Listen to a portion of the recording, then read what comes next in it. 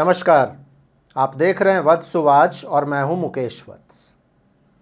Friends, 18 अगस्त को हमारे action के कारक मंगल कन्या राशि में प्रवेश करने जा रहे हैं और मंगल का ये ट्रांजिट 3 अक्टूबर तक चलेगा।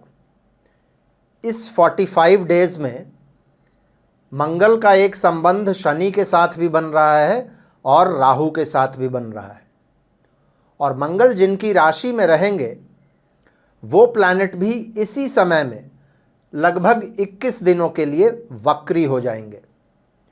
तो मंगल के इस विचित्र ट्रांजिट को हम आज के इस वीडियो में समझने का प्रयास करेंगे।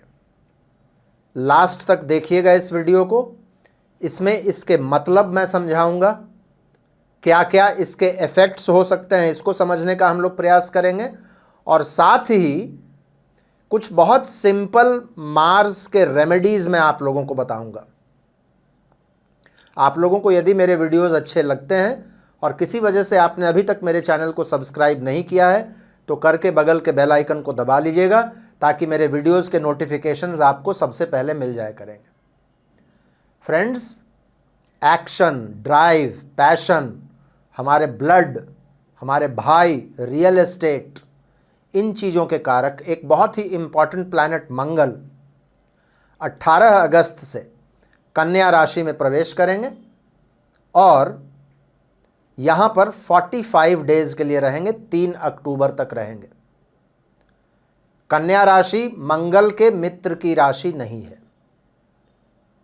नेचुरल ज़ोडिएक का काल पुरुष कुंडली का 6th हाउस है, बुध की राशि है, बुध मंगल के मित्र नहीं है। कन्या राशि एक फेमिनिन राशि है और मंगल एक मैस्कुलिन प्लैनेट है, तो यहाँ वो बहुत ज़्यादा कंफर्टेबल नहीं रहते। उस समय के यदि हॉरोस्कोप को आप यदि देखेंगे, मंगल जब तक कन्या राशि में रहेंगे तो आप देखिएगा शनि के साथ उनका 6 और 8 का कॉम्बिनेशन बन रहा है। इसके पहले जब सिंह राशि में थे तो शनि के साथ समसप्तक थे, और उसके पहले जब वो कर्क में थे तो भी एक षडाष्टक बन रहा था। यानी कि शनि के साथ जो ये आंख मिचोली का खेल है मंगल का, वो अभी भी चलता रहेगा। दूसरी स्थिति आप देखिएगा तो मंगल से 8वें में राहु है और राहु से 6th में मंगल है। ये बहुत इंपॉर्टेंट हो जाता है क्योंकि राहु के डिस्पोजिटर भी मंगल है, और अब जब कन्या राशि में मंगल होंगे तो मार्स की 8th दृष्टि राहु पर होगी। तीसरी स्थिति देखिए, मंगल जिनकी राशि में प्रवेश करने जा रहे हैं वो प्लैनेट अभी उस राशि से 12th में होंगे जब मंगल का प्रवेश होगा, तो ये भी स्थिति बहुत अच्छी नहीं है। और देखिएगा तो जिसकी राशि में मंगल होंगे, यानी कि मैं बुध की बात कर रहा हूं, मंगल के डिस्पोजिटर कुछ ही दिनों के बाद 24 अगस्त से वक्री हो जाएंगे। मतलब कुल मिलाकर यदि मंगल की स्थिति को देखिएगा तो मंगल की स्थिति किसी भी दृष्टिकोण से अच्छा नहीं है। कन्या राशि वैसे ही द्विस्वभाव राशि है। द्विस्वभाव में क्या होता है? इनडिसिसिवनेस होता है। और मंगल क्या है? मंगल को डिसीजन फास्ट लेना पसंद है। Mars is a very impulsive planet. मंगल को आप रोक कर रखिएगा तो वो उनको पसंद नहीं है। और कन्या राशि में क्या होता है? बहुत सारा कन्फ्यूजन है। कन्या राशि में सीक्रेटिवनेस भी है। याद रखिए, हस्त नक्षत्र है यहाँ। हस्त नक्षत्र क्या होता है? एक बहुत ही सीक्रेटिव नक्षत्र होता है। तो ये सारे क्वालिटीज़ मंगल के क्वालिटीज़ के विपरीत है। न तो मंगल को कन्फ्यूजन पसंद है, न बहुत ज़्यादा सोचना पसंद है उनको, और न ही वो सीक्रेटिव है। Mangal is a very direct planet. खुलकर बोलना चाहते हैं, खुलकर एक्शन लेना चाहते हैं। तो इसलिए भी मैं कह रहा था कि मार्स यहाँ पर बहुत कंफर्टेबल नहीं रहेंगे। क्या होगा इस समय में? देखिए, मंगल जब कंफर्टेबल नहीं रहेंगे तो बट ऑब्वियस है, मंगल चूंकि हमारे एनर्जी, हमारा पैशन, हमारा ड्राइव, हमारी जिजीविषा, काम करने की शक्ति, ये चीज़ें हैं, तो काम करने में हमको एक रुकावट के जैसा महसूस होगा।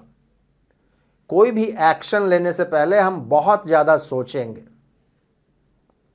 बहुत ज़्यादा डिली डैली करेंगे, मन में हमेशा एक संशय रहेगा कि ये काम को किया जाए या नहीं किया जाए। और इसके वजह से क्या होगा, मार्स फ्रस्ट्रेटेड होंगे। और सबसे दिक्कत तो उस समय में होगी जब बुध भी वक्री हो जाएंगे। जब डिस्पोजिटर वक्री हो जाए, एक तो 12वें में बैठा है, दूसरा वक्री जब हो जाएगा, तब क्या होगा, बहुत ज्यादा कंफ्यूजन्स क्रिएट होगा। बुध वैसे भी तेज गति से बुद्धि तो चलती है बुध की, लेकिन बुध थोड़े से इनडिसिसिव वैसे भी होते हैं। बुध की दोनों राशियां आप देखेंगे तो द्विस्वभाव राशि है। बुध में डिसीजन लेने की क्षमता नहीं है, और वो जब वक्री हो जाएंगे तब आपको ऐसा लगेगा जैसे काम आगे बढ़ने के बजाय पीछे जा रहा है। एक फ्रस्ट्रेशन, एक चिड़चिड़ापन, एक गुस्सा, ये सब चीज़ें आपके मन में आएंगी। तो क्या ये पूरा ट्रांजिट को खराब माना जाए? नहीं, इसका पॉजिटिव पहलू भी है। देखिए, मंगल जब भी 2 वर्षों में एक बार आते हैं कन्या राशि में, तो ये बहुत अच्छा समय होता है अपने पेंडिंग कार्यों को पूरा करने का। आपके इर्द गिर्द जो कचरा जमा हो गया है उसको साफ करने का, रुके हुए कार्यों को पूरा करने का, अपने आप को ऑर्गेनाइज करने का।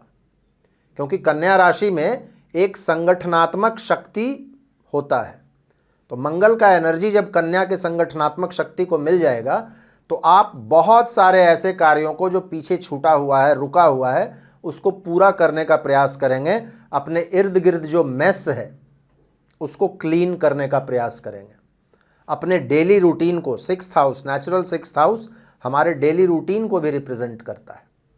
तो इस समय में आप क्या करेंगे, अपने रूटीन को सही करने का प्रयास करेंगे। नेचुरल 6th हाउस रोग, ऋण और दुश्मन को भी रिप्रेजेंट करता है।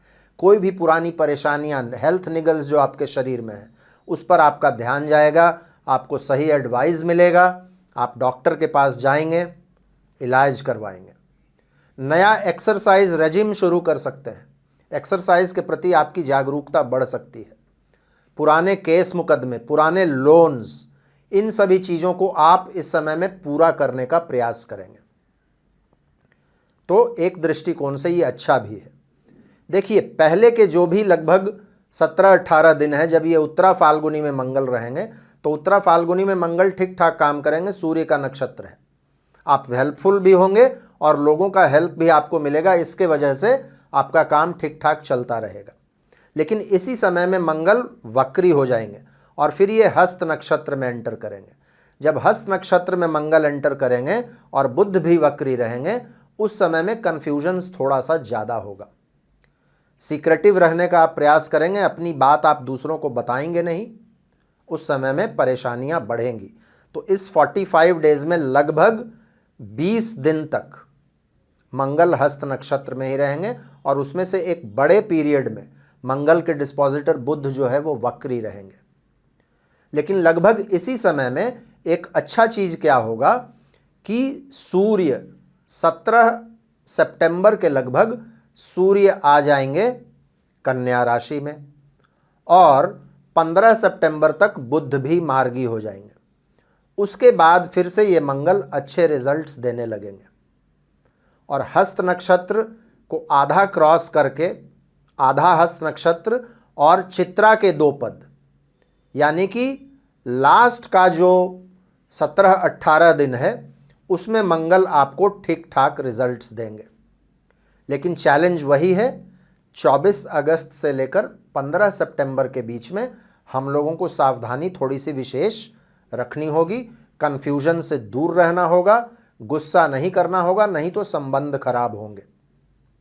और इस समय शांति से सारा फोकस हमको अपने पेंडिंग कार्यों को पूरा करने पर लगाना चाहिए। मंडेन लेवल पर क्या होगा? देखिए, मंगल की स्थिति जब खराब होगी तो हर वर्ष, हर 2 वर्ष में मंगल आते हैं कन्या राशि में, तो कन्या राशि में आना मंगल के लिए कोई स्पेशल बात नहीं है। लगभग हर 2 वर्ष में मंगल और शनि का षडाष्टक भी बनता है, ये भी कोई दिक्कत वाली बात नहीं है। लेकिन इस बार क्या है कि मंगल का शनि के साथ भी षडाष्टक बन रहा है और राहु के साथ भी षडाष्टक बन रहा है। केतु के साथ संबंध देखिएगा तो 2 और 12 का संबंध है। गुरु चांडाल योग बना हुआ है और विश्व में अभी आर्थिक मंदी है, युद्ध का दौर शुरू है और बहुत ज़्यादा कन्फ्यूजन्स है। इन परिस्थितियों में मंगल का इस पोजीशन में आना बहुत एनकरेजिंग नहीं है। तो वर्ल्ड लेवल पर जो हमारे वर्ल्ड लीडर्स हैं उन लोगों को इस समय में बहुत शांति रखनी चाहिए। जो मिलिट्री लीडर्स हैं उन लोगों को भी बहुत कॉशन से काम करना चाहिए, नहीं तो एक छोटी सी गलती एक बड़ा फ्लेयर अप क्रिएट कर सकता है। क्योंकि 6th हाउस दुश्मनी का भी हाउस होता है, नेचुरल 6th हाउस। दूसरा चीज आप देखिए, मंगल और राहु का जो संबंध बन रहा है, राहु एक तो मंगल की राशि में है, केतु के नक्षत्र में है और मंगल की दृष्टि भी राहु पर है। तो एक पाप और क्रूर ग्रह पर, राहु जैसे पाप और क्रूर ग्रह पर, मायावी ग्रह पर मंगल की जब दृष्टि पड़ेगी, वो भी एक अनकंफर्टेबल मंगल की, तो गलत चीज, गलत एक्टिविटीज इस विश्व में और हम लोगों के व्यक्तिगत जीवन में भी हावी होने का प्रयास करेंगे। इसका ध्यान हम सभी लोगों को रखना होगा। दूसरे, गलत चीज़ों का एक्सपोजर भी होगा, गलत चीज़ें बाहर भी आएंगी। इसलिए जो कोई भी गलत काम करते हैं उन लोगों को इस समय में बहुत सावधानी रखने का प्रयास करना चाहिए, नहीं तो वो एक्सपोज हो जाएंगे। और सावधानी क्यों रखना, गलत कार्य यदि छोड़ दीजिए तो बहुत अच्छा होगा। ये चीज़ों को छोड़ने के लिए, मैंने कहा कि मेस क्लियर करने के लिए ये बहुत अच्छा समय है।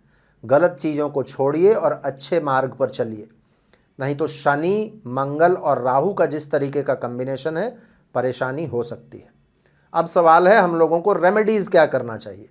देखिए, मंगल का जहाँ भी नाम आता है सबसे पहले हनुमान जी आते हैं। हनुमान जी की उपासना आप किसी भी तरीके से करें, ये बहुत अच्छा रेमेडी होगा मार्स के लिए। और वैसे भी 3 राशियों पर 7.5 चल रहा है, मकर, कुंभ और मीन, इनको तो हनुमान जी की पूजा वैसे ही करनी चाहिए। कर्क और वृश्चिक पर ढैया चल रहा है, उन लोगों को भी हनुमान जी की पूजा वैसे ही करनी है। तो 5 राशि तो वैसे ही हो गए। बाकी सारे लोग भी यदि हनुमान जी की पूजा करें तो मंगल आपको ज़्यादा परेशान नहीं करेंगे। दूसरे डेटी जो मंगल के होते हैं वो होते हैं कार्तिकेय। कार्तिकेय गायत्री मंत्र मैंने आपको पिछले कई वीडियोज़ में दिया हुआ है।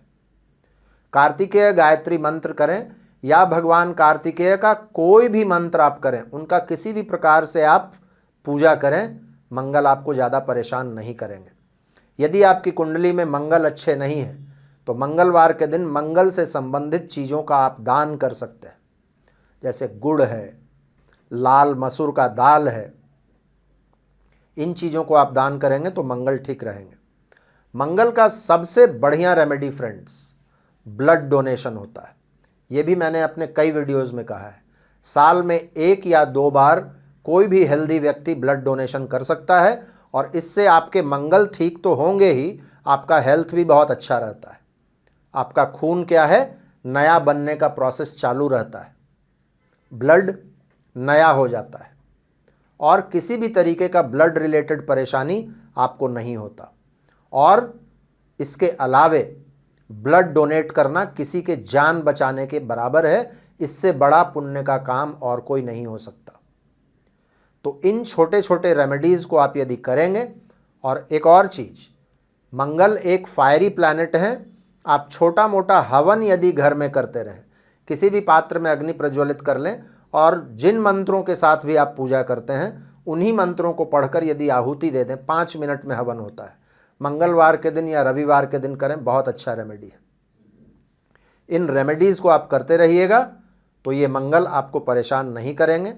इन जनरल ये जो मैंने सावधानी बताई है उनको सिर्फ आप करते रहिए, रेमेडीज़ करते रहिए। 45 डेज़ की बात है, उसके बाद मंगल आगे बढ़ जाएंगे। जब तुला में आएंगे मंगल, उसके लिए मैं आप लोगों को अलग से वीडियो दूंगा। मंगल एक फास्ट मूविंग प्लैनेट है, जल्दी मैं फास्ट मूविंग प्लैनेट्स पर वीडियो नहीं बनाता, लेकिन फिर भी यदि आप लोगों का रिक्वेस्ट आएगा तो राशि और लगन पर क्या प्रभाव पड़ेगा इसका वीडियो भी मैं 2-4 दिनों में दे दूंगा। कमेंट सेक्शन में आप बताइए कि आपको चाहिए ऐसा वीडियो। आज के लिए बस इतना ही फ्रेंड्स। मुझे उम्मीद है आप लोगों को यह वीडियो अच्छा लगा होगा। यदि अच्छा लगा हो तो इसको लाइक कीजिएगा, ज़्यादा से ज़्यादा लोगों के बीच में शेयर कीजिएगा ताकि उन लोगों के पास भी ये मैसेज पहुँचे। फिर से मिलते हैं हम लोग अगले किसी वीडियो में किसी और विषय के साथ। तब तक के लिए बहुत बहुत धन्यवाद। हर हर महादेव। भारत माता की जय।